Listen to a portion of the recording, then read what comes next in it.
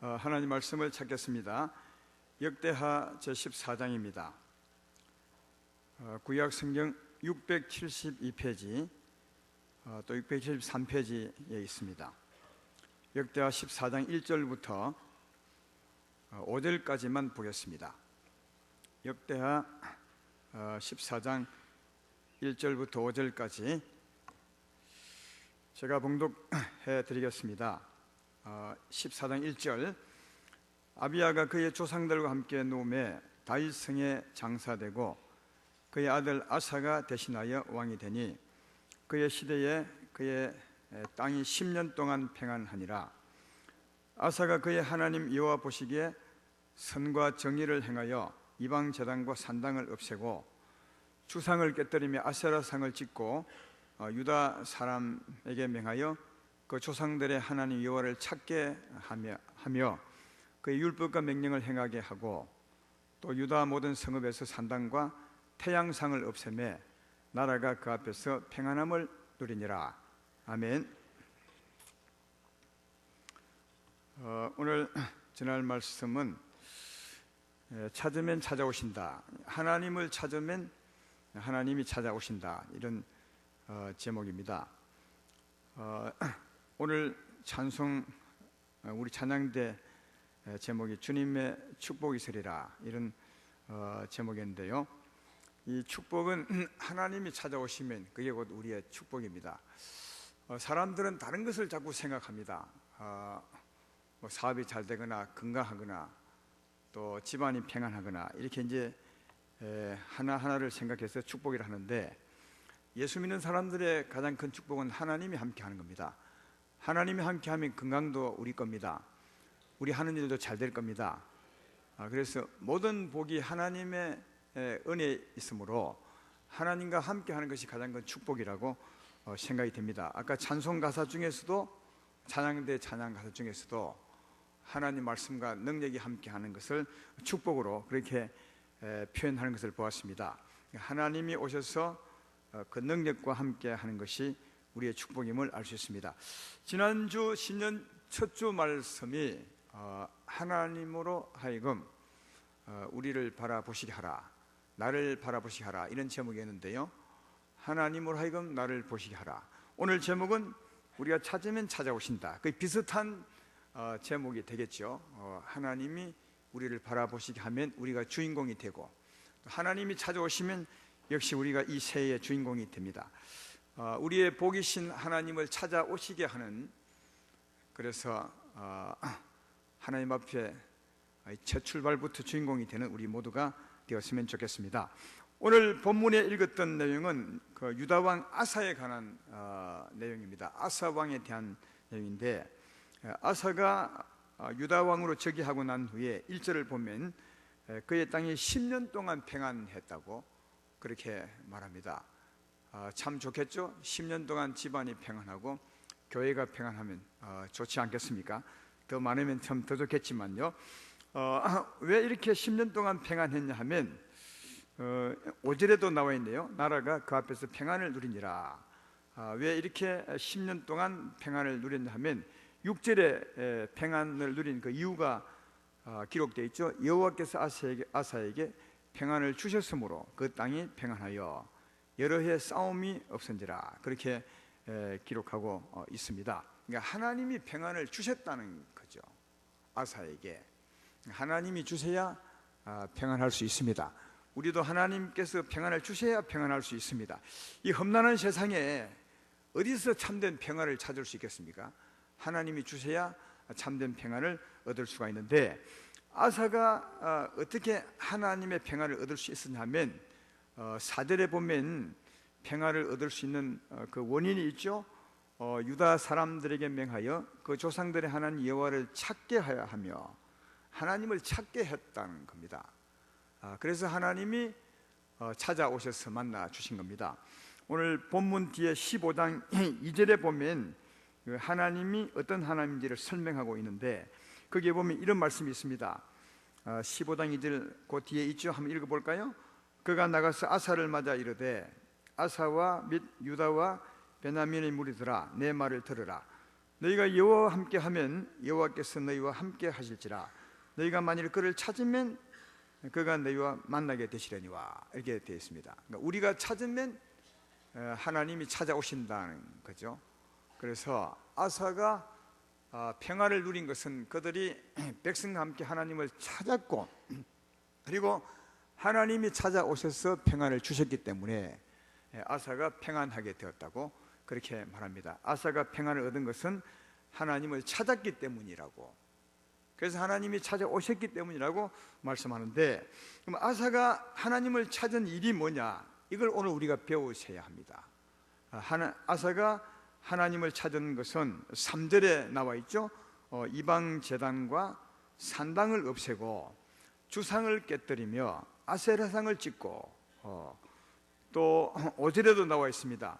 유다 모든 성읍에서 산당과 태양상을 없애며, 그렇게 말합니다. 이렇게 해서 아사가 그 백성과 함께 하나님께로 돌아갔다고 말합니다. 두 가지입니다. 많은 내용이 있는 것 같지만 두 가지입니다. 하나는 우상을 깨뜨려 버렸고, 이방 제단이죠. 우상의 제단 아니겠습니까? 그 다음 아세라 상도 우상이죠. 주상도 우상이고 태양상도 우상이에요. 우상을 깨뜨리고 또 하나는 산당을 깨뜨렸다. 이렇게. 그러니까 그 당시에 하나님의 백성이었지만 이스라엘 백성들이 우상을 많이 섬겼습니다. 그래서 우상 제단을 아사 왕 시대 때 다 깨뜨려 버리고, 또 하나 산당을 깨뜨려 버렸습니다. 이 두 가지가 하나님께로 돌아가는 것이었어요.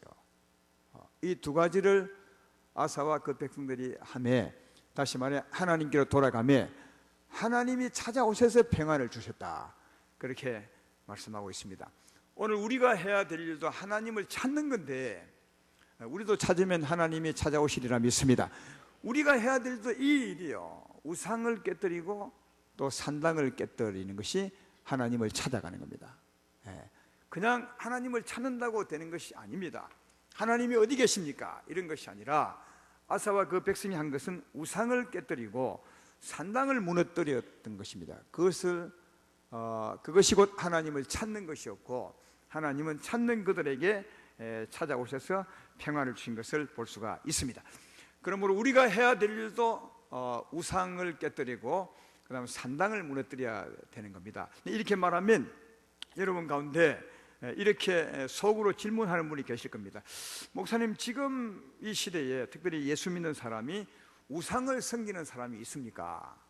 이런 상을 만들어서 절하는 사람이 있습니까?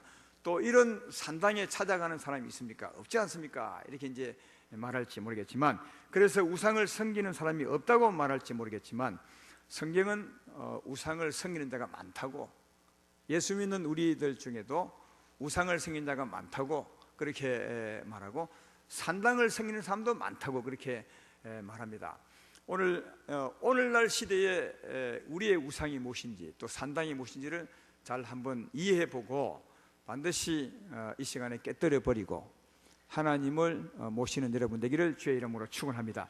근데 우상은 이 신약 시대 때 우상들은 절에 가는 것이나 아니면 바위나 이런 데 절하는 것이 아니라, 성경은 우리에게 말하기를 하나님보다 더 좋아하는 그것, 하나님보다 더 좋아하는 그것이 우상이라고 그렇게 말합니다.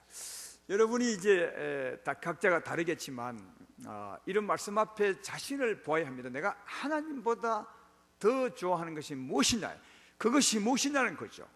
개인마다 다 다르겠지만 아마 틀림없이 있을 것이라 생각이 드는데, 이렇게 질문하면 너무 막연해서 내가 가진 우상이 무엇인지를 잘 모릅니다. 근데 제가 질문을 바꾸어서 한번 해보면 차츰차츰 이해가 될 것이라 생각이 됩니다. 한번 질문을 바꾸어 물어볼게요. 여러분이 하나님을 믿는 목적이 뭡니까? 왜 하나님 믿는 거죠? 하나님을 알고 또 하나님을 아는 대로 섬기기 위해서, 정말 하나님을 섬기기 위해서 하나님을 믿는 것입니까? 이곳에 예배드려 나온 것입니까? 아니면 하나님을 믿는 목적이 다른 데 있는 겁니까? 하나님을 믿으면서 하나님의 도움을 받아 뭔가 다른 것을 이루기 위해서 오는 것입니까?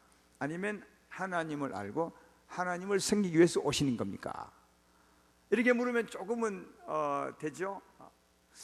우리 가운데 당연히 하나님 믿고 하나님 생길이 오죠. 그렇게 말할 분들이 많겠지만, 그러나 개 중에는 하나님을 믿으면서 다른 것을 위해서 오는 분이 있습니다. 하나님으로 자녀가 잘 되게 하려고, 하나님으로 사업이 잘 되게 하려고, 하나님으로 가정이 행복하려고. 이럴 때도 하나님으로 가정이 행복하려고, 가정의 행복이 목적이면 일종의 우상일 수 있습니다. 정말 우리가 원한, 하나님이 바라는 하나님을 섬기면 하나님을 알고, 아는 대로 하나님을 따라 사는 게, 이게 하나님을 순수하게 섬기는 겁니다. 그런데 하나님 묻는 목적이 다른 데 있으면, 다른 그것이 우상일 가능성이 있다는 거예요. 우상이라고 말할 수는 없지만 가능성이 있는 겁니다. 그런 것을 한번 여러분 마음에서 또 삶에서 한번 찾아보시고요. 또 질문을 하나 더 드려보겠습니다. 그러면 조금 더 구체적으로 내가 가지고 있는 우상을 알 수가 있습니다. 여러분은 하나님보다 좋아하는 그것 때문에, 너무 지나치게 좋아해서 그것 때문에 너무 염려하고 너무 근심하고, 또 그것 때문에 두려워서 잠을 못 잘 수도 있고, 또 그것 때문에 막 이웃과 싸우고 가정에 분란이 일어나고, 혹시 이런 일이 있습니까?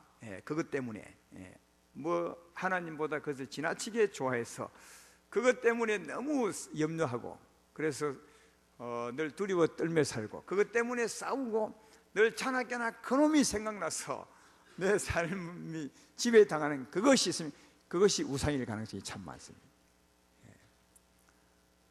구약시대 때 사울이라는 사람이 있었는데, 이 사울은 백성들이 너무 무서워서 백성들 때문에 하나님 말씀을 어긴 적이 있습니다.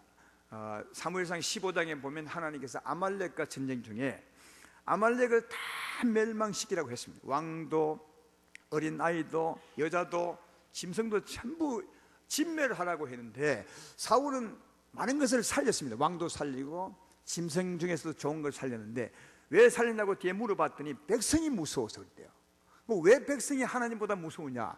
이 사울은 생각했던 거죠. 이 백성들이 내 왕을 지켜주는 거고, 왕직을 내 왕이 되게 하는 것도 백성이니까, 이들은, 사울은 하나님보다 백성을 더 무서워했던 거죠. 그러므로 하나님보다 백성을 무서워했던 것은 사울이 무엇 때문이요? 자기 왕직 때문에, 자기 왕위를 지키기 위해서, 이 왕위를 잃어버릴까 봐 백성을 하나님보다 더 무서워했던 것을 볼 수 있습니다. 그래서 하나님 말씀을 어겼던 거죠.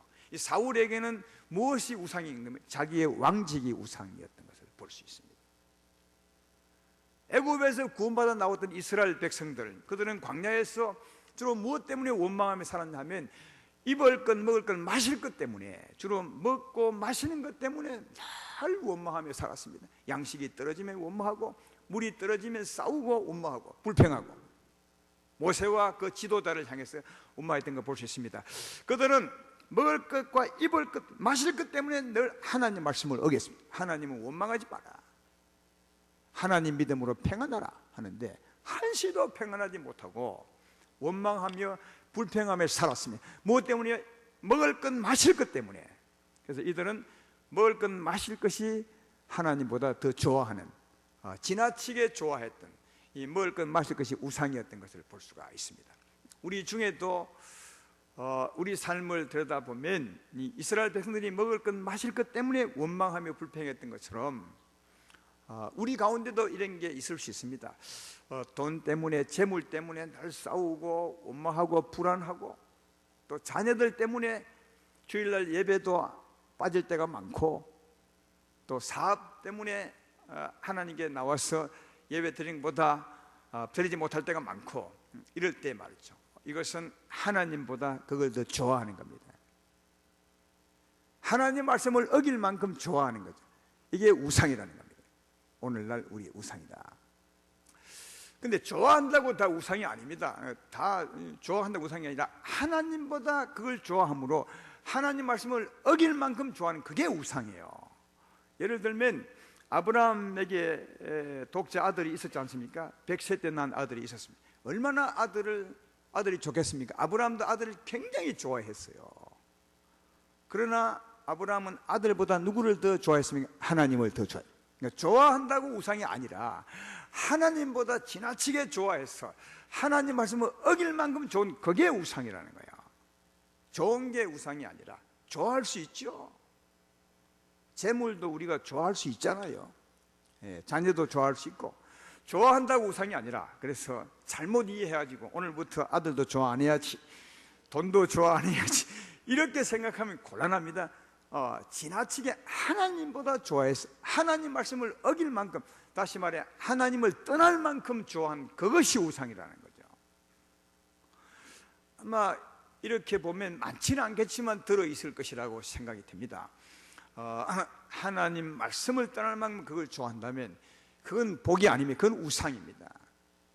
따라서 오늘 여러분을 잘 살피셔서 그것을 버릴 준비하시기를 주의 이름으로 축원합니다.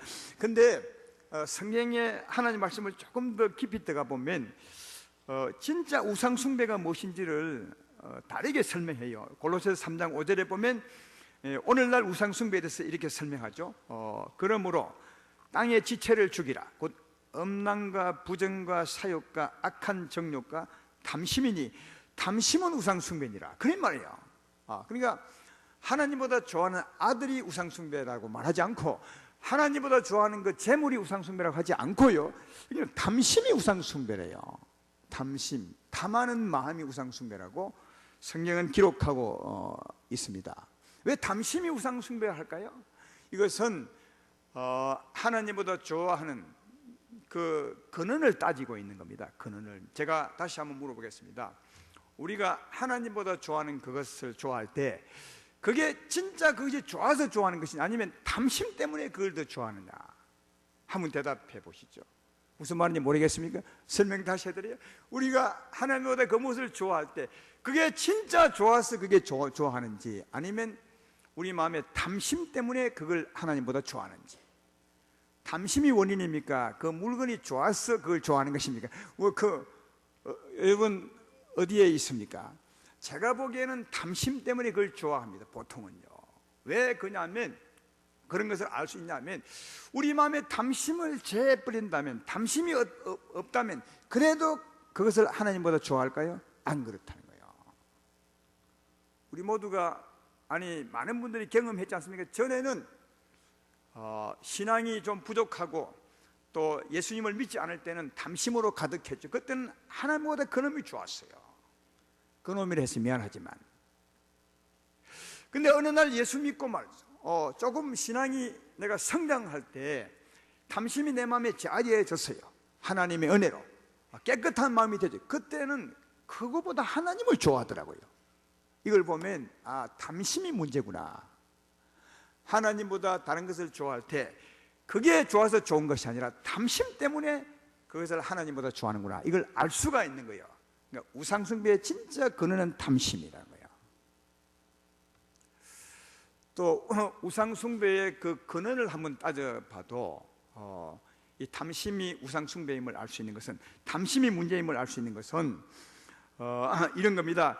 여러분, 우리로 하여금, 사람들로 하여금 우상을 숭배하는 존재가 있습니다. 숭배하게 하는 존재가 있습니다. 다시 말해 하나님보다 세상에 없어질 것을 더 좋아하게 하는 존재가 있습니다. 그 존재가 누구죠? 마귀입니다. 마귀라는 이름 뜻이 뭔지 아십니까? 이간하다는 뜻이거든요. 쐐기를 박다.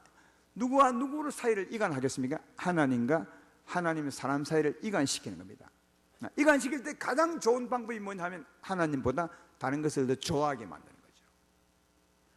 여러분, 마귀라는 이름 자체가 이 뜻입니다. 이간하다, 하나님과 사람 사이를 갈라놓다는 뜻입니다. 그러니까 그놈이 하는 일은 눈에 안 보이지만 하는 일은 사람에게 역사해서 사람으로 하여금 하나님보다 다른 것을 더 좋아하게 만드는 일을 합니다. 끊임없이 그놈은 다니면서 하나님보다 더 세상 것을 더 좋아하게 만드는 놈이 그놈이요. 근데 그놈이 하나님보다 세상 것을 더 좋아하게 만드는데 어떻게 해서 좋아하게 만드는지 아십니까? 사람 마음에 탐심을 집어넣습니다. 사람 마음에 하나님보다 세상 것을 좋아하는 마음을 집어넣습니다. 이게 탐심이요. 이 탐심을 집어넣어서 사람들로 하여금 하나님보다 그것을 더 좋아하게 만들거든요. 따라서 정말 우상숭배는 탐심입니다. 그 근원은 마귀에게 있고, 그 마귀가 우리 인생에게 탐심을 집어넣어서 하나님보다 그것을 더 좋아하게 했으므로 우상 숭배의 진짜 근원은 탐심입니다. 그래서 성경은 탐심이 우상 숭배니라 그렇게 말합니다. 우리 가운데 탐심이 문제라는 거죠. 탐심만 제하에 지면 그것보다 하나님을 사랑할 수 있습니다. 그것보다 하나님을 사랑할 수 있습니다. 여러분 마음에 탐심이 문제라는 거예요. 이놈이 하나님보다 다른 것을 더 좋아하게 만드는 겁니다. 그래서 이 탐심을 제하는 것입니다. 오늘 본문의 아사 왕은 우상을 다 깨뜨려버렸어요. 우상의 재단을 깨뜨려버렸는데 오늘날은 탐심을 깨뜨리는 겁니다. 우리 가운데 있는 탐심을. 그게 오늘날 우리가 우상의 재단을 깨뜨리는 것입니다. 또 하나 아까 아사가 깨뜨린 것이 있죠. 뭐라고 했습니까? 우상과 뭐라고요? 설교를 안 듣고 따라오십니까? 또 하나 뭐라고요? 산당이죠. 누가 큰 소리를 했네요. 감사합니다. 축복 받으십시오. 산당입니다. 우상을 깨뜨리고 산당을 깨뜨리는데 이 산당은 뭐냐 하면 이 산당은 참 우리 하나님 사람이 이해하기 힘든 부분인데 그러나 꼭 이해해야 될 부분입니다. 이 구약을 읽어보면 믿음이 참 좋다는 사람도 산당은 피하지 않았어요. 많은 왕들이 산당은 꼭 피하지 않고 지킵니다. 왜 이 산당은 피하지 않았냐 하면 이 산당은 잘못된 건데 이 산당은 하나님을 섬기는 장소입니다. 구약시대 때 보면 하나님을 섬기는 장소가 두 군데 있었습니다. 하나는 뭐냐면 예루살렘 성이고요, 또 하나는 산당이었어요. 그러니까 하나님 백성들이 하나님을 섬기는 장소가 두 군데인데 하나는 예루살렘이고 하나는 어디라고? 산당이었어요. 이 산당은 많았습니다. 근데 예루살렘 성은 한 군데밖에 없었습니다. 근데 이 두 가지 장소 중에 어디에 하나님의 이름을 두었습니까? 어디에 하나님의 역사가 있었습니까? 예루살렘 성에만 있었습니다. 왜? 하나님이 그곳에만 내 이름을 둔다고 했기 때문에 다른 곳에서는 하나님이 역사하지 않는 겁니다. 근데 사람들은 하나님이 역사할 것이라고 생각한 거죠. 하나님이 역사하는 곳이 예루살렘 성에밖에 없었습니다. 신명기 12장 13절로 14절에 분명히 그렇게 설명하죠. 너는 삼가서 내게 보이는 아무 곳에서나 번제를 드리지 말고 산당에 드리지 말라 그 말이에요. 오직 너희의 한 지파 중에 여호와께 택하실 그곳에서 번제를 드리고 또 내가 내게 명령하는 모든 것을 거기서만 행할지라. 거기가 어디냐면 예루살렘 성입니다. 예루살렘 성에만 오직 한 군데만 하나님이 이름을 두고 그곳에 제사를 지낼 때 하나님이 역사하고 은혜를 베풀어 주셨어요. 산당은 아무리 제사를 지내도 백성이 그럴 것이다 하고 생각할 뿐이지 하나님이 없었어요. 그러니까 이 두 군데서 하나님을 섬겼지만 하나님 백성이 하나님의 역사, 섬기는 방법이 틀렸어요. 예루살렘 성에는 하나님이 역사합니다. 그래서 은혜로 하나님을 섬길 수 있습니다. 하나님의 은혜로 하나님을 섬길 수 있지만 산당에는 하나님이 없으니까 순전히 자기 힘으로 섬기는 거예요. 자기 힘으로, 자기 열심으로. 자기 힘이 어디서 나옵니까? 자기 육신에서 나오는 거죠.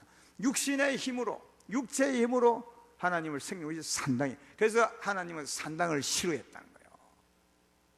오늘날 같으면 예루살렘 성에서 하나님 섬기는 것은 어떻게 섬기는 것입니까?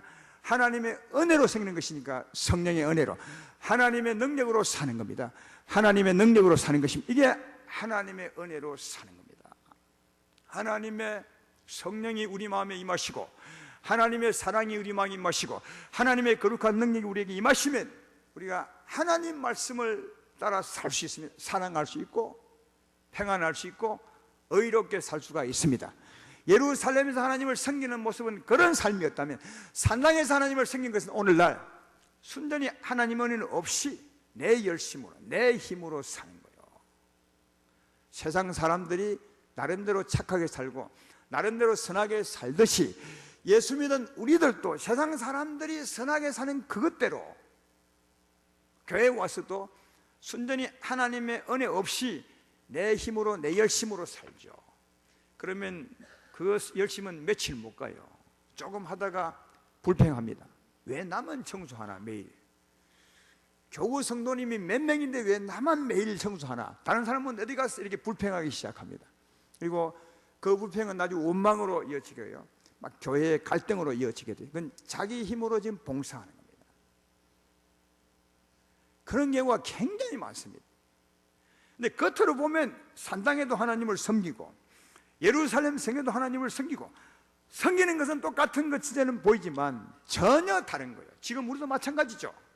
하나님의 은혜로 봉사하는 것이나 내 힘으로 봉사하는 것이나 겉으로 보면 똑같아요. 그러나 전혀 다른 의미입니다.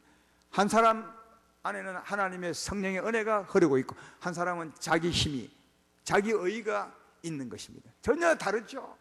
그래서 이게 비슷하기 때문에 구약시대 때 많은 왕들이 산당도 인정했어요. 하나님을 섬기는 방법이라고. 하나님은 인정하지 않았지만, 그래서 대부분의 왕들이 산당은 없애지 않았어요. 근데 아사 왕은 이게 틀린 것인 줄 알고 이 산당도 무너뜨렸다는 거예요. 이 아사 왕만이. 오늘날도 교회마다 보면 이 구약과 너무너무 비슷해. 우리 교회는 이걸 참 많이 강조해요. 성령으로 살아야 합니다. 하나님의 은혜로 살아야 합니다. 예루살렘 성에서 하나님을 성령처럼 살아야 합니다. 강조를 참 많이 하는데, 그죠? 그리고 반대도 제가 많이 하죠. 우리 힘으로 사는 것이 아닙니다. 육체와 정욕으로 사는 것이 아닙니다. 이건 잘못된 겁니다. 이렇게 말하지만, 그러나 이렇게 강조하는 교회가 그렇게 많지 않습니다. 그냥 교회 와서 열심히 봉사하면 다 좋은 걸로 생각합니다. 전도하면 다 좋은 걸 생각합니다. 무슨 힘으로 하는지는 모르고 말이죠. 비슷하니까 좋아하죠. 구별이 안 된 거죠. 그러나 이게 분명히 구별이 있는 거예요.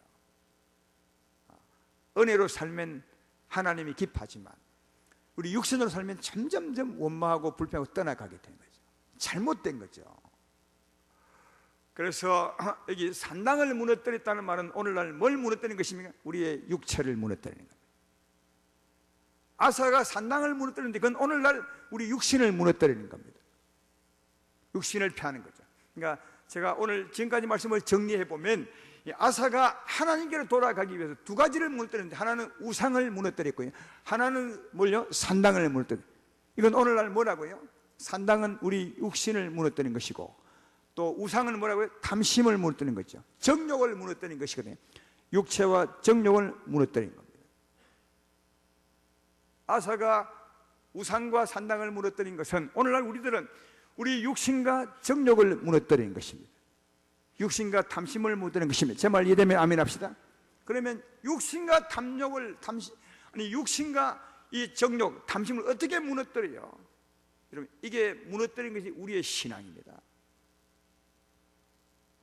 그동안 얼마나 많이 배워오셨습니까? 십자가. 예수님이 십자가 지는 이유가 이 두 가지를 무너뜨리기 위한 것입니다. 그래서 이미 십자가는 무너뜨렸죠. 우리는 믿으면 되는 겁니다. 갈라디아서 5장 24절에 그렇게 말씀하고 있지 않습니까? 그리스도 예수의 사람들은 육체와 함께 그 정욕과 탐심을 십자가에 못 박았느니라 말하죠. 여기 육체는 구약 같으면 뭐라고요? 산당이고요. 여기 정욕은 뭐라고요? 구약 같으면 우상입니다. 예수님의 십자가로 우리 예수의 사람들 육체와 함께 정욕과 탐심을 이미 십자가에 못 박았느니라. 이미 예수님 죽으실 때 죽은 이유가 이 두 가지를 무너뜨리려고 우리 육신과 정욕, 탐심을 무너뜨리고 십자가 짊어지신 거예요. 이미 짊어지시고 우리는 그걸 믿음으로 예수의 사람이 되었으니까 여기 말하죠. 예수의 사람들은 이미 육체와 함께 정과 욕심 십자가에 못 박혔느니라. 그걸 믿는 것입니다.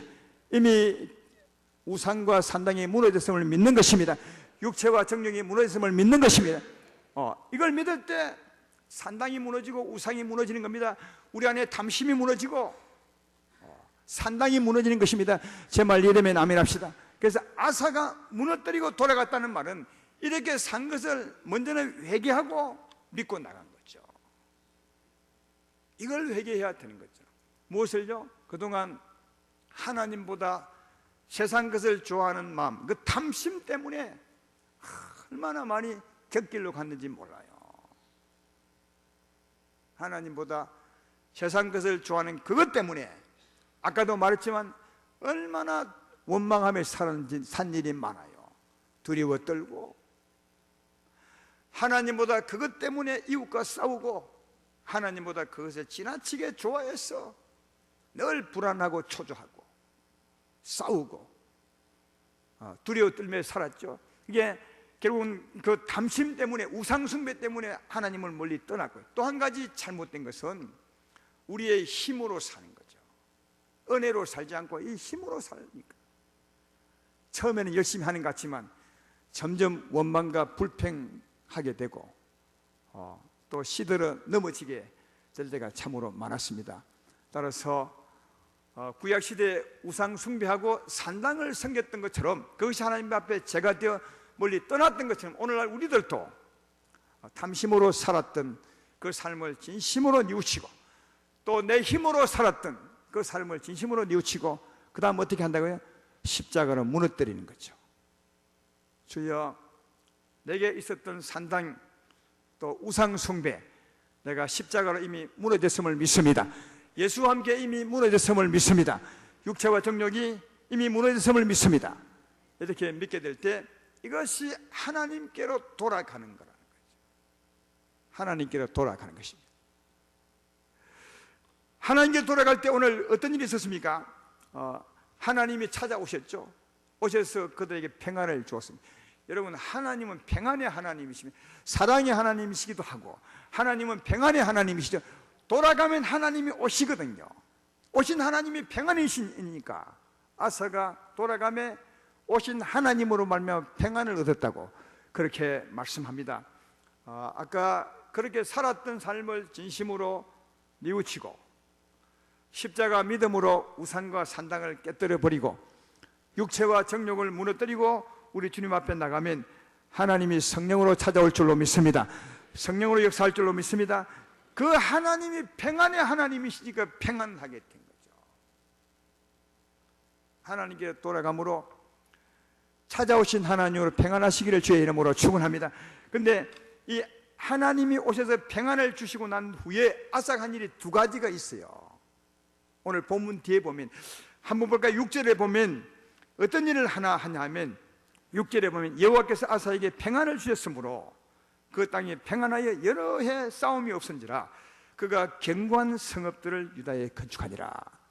평안을 주셨으므로 이 아사가 유다 성읍을 건축했다고, 든든하게 건축했다고 그렇게 말합니다. 이게 건축할 수 있었던 것은 평안 때문이요. 그 7절을도 그걸 분명히 말씀합니다. 길지만 제가 한번 읽어볼게요. 아사가 일찍이 유다 사람에게 이르되 우리가 우리 하나님 여호와를 찾았으므로 이 땅이 아직 여호와 앞에 있나니 우리가 이 성읍을 건축하고 그 주위에 성곽과 망대와 문과 빗장을 만들자. 우리가 주를 찾았으므로 주께서 우리 사방에 평안을 주셨음이니라 하고 이에 그들이 성읍을 형통하게 건축하였더라. 그러니까 성읍을 건축한 그 이유랄까요? 이것은 하나님이 평안을 주셨기 때문에 성읍을 건축할 수 있다고 그렇게 말씀하죠. 전쟁 중에는 성읍을 건축할 수 없잖아요. 하나님 오셔서 평안을 주실 때 성읍을 건축할 수 있었다는 거죠. 마찬가지로 사랑하는 여러분, 오늘날 하나님이 우리 가운데 오셔서 평안을 주시면 우리가 어떤 일을 할 수 있겠어요? 우리는 영적 성읍을 건축할 수 있습니다. 구약은 언제나 그림자입니다. 진짜가 아니에요. 진짜를 설명하는 거죠. 우리 안에, 여러분 안에 평화가 오시고 내 안에 평화가 오면 이 두 사람이 어떤 삶을 살겠습니까? 서로 이해하고 용납하고 서로 하나가 될 수 있어요. 원수 같은 사람도 하나님의 평화가 임하면, 하나님의 사랑이 임하면 서로 사랑하게 되고, 아니 먼저는 회개하게 되고 사랑하고 이해하고 서로 하나가 돼요. 그러니까 하나님의 사랑이 오면 우리 가정이 가족끼리 서로 하나가 됩니다. 화평한 가정이 되죠. 이걸 다르게 말하면 영적 집을 건축하게 되죠. 하나님의 집이 건축이 되는 거죠. 더 크게 말하면 하나님의 교회가 세워지는 거예요. 이게 진짜 우리 삶의 목표입니다. 성경에 보면 전쟁을 많이 합니다. 하나님의 백성들이. 그러니까 전쟁을 한 이유는 적을 물리쳐야 평화가 오거든요. 또 우상을 무너뜨리고 산당을 무너뜨려야 하나님 오셔서 평안을 주시거든요. 그 일을 많이 합니다. 먼저는 적을 물리치고 우상과 산당을 다 깨뜨려 버리죠. 그때 하나님이 찾아오십니다. 평안을 주시는 거죠. 그 다음에 한 일이 뭔지 아십니까? 성읍을 건축하고 성전을 건축하는 겁니다. 우리도 마찬가지죠. 영적 전쟁을 많이 합니다. 그리고 하나님께로 돌아가는 거죠. 오늘 말씀처럼. 그러면 하나님이 찾아오셔서 우리에게 평안을 주시게 되고 우리는 하나님의 평안을 얻게 됩니다. 그때 우리는 서로 성도 간 사랑하고 용납하고 이해하고 서로 도와주고 도움받음으로 말미암아 서로 하나가 되는 거예요. 영적인 집이 지어지는 거죠. 다르게 말하면 하나님의 집이 건축되는 것입니다. 성읍이 건축되는 것입니다. 하나님의 교회가 세워지는 것입니다. 제 말 이해되십니까? 그걸 말씀합니다. 하나님의 평화가 오면 그 다음에 이런 일이 일어난다는 거죠. 또 하나 더 있습니다. 그 뒤에 8절부터 보면 전쟁이 일어납니다. 누가 쳐들어오냐면 9절에 보면 구스 사람 세라가 어마어마한 병력을 가지고 이 아사 나라, 유다 나라를 쳐들어옵니다. 그 군인이 얼마나 오냐면 군사 100만 명과 9절에 보면 나오죠. 군사 100만 명과 병거 300대를 거느리고 옵니다. 굉장한 무서운 적이 아사, 하나님이 있는 그 평화의 나라를 쳐들어오죠. 근데 아사 왕의 군대는 얼마냐? 8절에 보면 나와 있습니다. 창을 잡은 자가 30만 명이고 또 작은 방패를 잡으면 활을 당기는 사람이 18만 명이에요. 그러니까 30만에 18만 명 합치면 몇 명입니까? 48만 명이죠. 그것도 참 많기는 많네요. 우리나라 군인이 몇 명인 줄 아십니까? 60만 군대를 하잖아요. 우리나라 군대만큼 거의 비슷하네요. 그렇지만 구스왕에 비하면 행편없어요. 구스왕은 100만 명이라니까, 그러니까 반도 안 되는 거죠. 이렇게 전쟁하면 거의 대부분이 패합니다. 그런데요, 아사가 이깁니다. 그것도 아주 뭡니까? 행편없이 이깁니다. 그러니까 크게 이겨요. 요 뒤에 보면 구스 사람들이 거의 한 사람도 살아가지 못해. 완전히 이기죠. 아사가요. 그럼 이걸 무엇을 말씀하고 있는 것입니까? 하나님이 오셔서 우리에게 평안을 주시고 우리를 지키면 적이 절대로 우리를 넘어뜨릴 수 없다는 거예요. 승리한다는 것입니다. 이해가 되십니까? 예. 그때는 승리한다는 거죠. 아무리 적이 많아도. 여러분, 이 세상의 전쟁은 군사가 많으면 이길 가능성이 많습니다. 그러나 하나님의 전쟁은 다릅니다. 하나님의 전쟁은 하나님이 함께 하시면 이깁니다. 우리 군대가 작고 우리 힘이 약해도 하나님이 함께 하시면 이깁니다. 하나님이 나를 지키면 누가 우리를 건드리시겠습니까? 세상에 살면 전쟁이 많이 일어납니다. 전쟁 소식이 많이 들려오잖아요. 어려움이 막 갑자기 올 것 같아요. 그러면 사망은 그 어려운 일로 말면 우리에게 불안을 막 갖다 줘요. 두려움을 갖다 주죠. 수많은 적 군대가 막 몰려오는 거예요. 두려움과 근심과 걱정으로 우리를 지배해 버리려고 오죠. 여러분, 하나님 나라 전쟁은 어려운 일이 전쟁이 아니라 어려운 일이 우리 적이 아니에요. 어려운 일로 말미암아 그 뒤에 다가오는 두려움, 그 뒤에 다가오는 염려, 불안, 초조, 이게 어둠이 다가오는 거예요. 여기에 지배당하면 우리가 당하는 거예요. 그런데 하나님의 평화가 있으면 하나님이 나와 함께 계시고 그 평화가 내게 있으면 어떤 적이 많이 온다 해도 이길 수 있다는 것이며 그것을 여기서 보여주고 있는 거죠. 근데 전쟁에 나갈 때 아사의 믿음을 보면 참 대단해요. 11절에 보면 아사의 믿음을 볼 수 있습니다. 하나님을 향한 그 믿음을 볼 수 있죠. 아사가 그의 하나님 여호와께 부르시르되 여호와여, 힘이 강한 자와 약한 자 사이에는 주밖에 도와줄 리가 없사오니 우리 하나님 여호와여, 우리를 도우소서. 우리가 주를 의지하오며 주의 이름을 의탁하옵고 이 많은 무리를 치러왔나이다. 여호와여, 주는 우리 하나님의 시오니 원하건대 사람이 주를 이기지 못하게 하옵소서. 참 말도 잘해요. 믿음도 참 좋은 것 같아요. 거기 강한 자와 약한 자 사이에, 강한 자는 구스 왕이고요, 약한 자는 아사 왕이에요. 강한 자와 약한 자 사이에 도와줄 리는 하나님밖에 없다는 거예요. 그리고 하나님이 내 편이면 적들이 어떻게 우리를 이길 수 있습니까? 적들은 하나님을 이길 수는 없다는 거예요. 맞잖아요. 하나님이 여러분 편되어 있으면 누가 여러분을 무너뜨리겠습니까? 누가 여러분을 건들 수 있겠습니까? 언제나 싸우면 이기게 될 줄로 믿습니다. 근데 이런 믿음을 아사가 어떻게 가진다는 거예요? 아사가 유명한 것입니까? 원래부터 아닙니다. 하나님의 평화가 임해 있으면 이런 믿음이 생기는 거예요. 평화의 하나님이 아사와 함께 있으면 이런 믿음이 생겨요. 우리도 하나님이 우리와 함께 계시면, 평화의 하나님이 우리 마음에 자리 잡고 있으면 이런 믿음이 생길 줄로 믿습니다. 그러면 이기는 거예요. 이런 믿음에 따라서 하나님 역사하니까 이기게 되어 있어요. 그래서 아사가 그 많은 군대를 물리치고 거의 다 멸하고 승리를 얻었던 것을 볼 수가 있습니다. 아사가 하나님의 평안으로 평안했던 것은, 또 아사가 그 평안 가운데 성읍을 건축할 수 있었던 것은, 또 아사가 그 많은 적들을 물리치고 전쟁에 승리할 수 있던 것은 딱 한 가지 이유입니다. 어떤 이유입니까? 그가 하나님께로 돌아갔기 때문에, 하나님을 찾았기 때문에, 하나님을 찾음에 하나님이 오셨기 때문에 아사가 이기고 승리하고 평안을 얻을 수 있었던 것을 볼 수가 있습니다. 그러므로 오늘 이 시간 우리가 해야 될 일 딱 하나 있습니다. 하나님께 돌아가는 것입니다. 하나님을 찾는 것입니다. 하나님을 찾는 것입니다. 하나님을 찾는 것, 여러분 안에 있는 우상을 깨뜨리고 산당을 깨뜨려야 되는 겁니다. 그것을 따라 살았던, 하나님보다 그들 좋아하며 살았던 그 삶을 진심으로 뉘우치고 우리의 육체와 탐심을 깨뜨리는 것입니다. 아니, 이미 깨뜨려 놓으셨습니다. 십자가로. 그러므로 깨뜨려 놓은 사실을 믿는 겁니다. 주의 십자가로 말미암아 이 제 몸이 무너졌습니다. 이 육체와 정욕이 이미 무너졌습니다. 무너졌음을 내가 믿습니다. 이렇게 믿을 때 누가 찾아오시겠습니까? 우리가 하나님께로 돌아가면 되기 때문에 하나님이 달려오실 줄로 믿습니다. 평화의 하나님이 달려오실 줄로 믿습니다.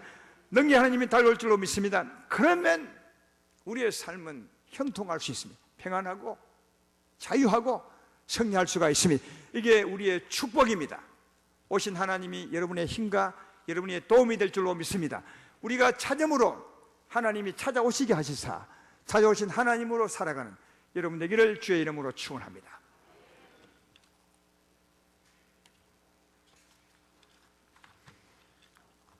찬송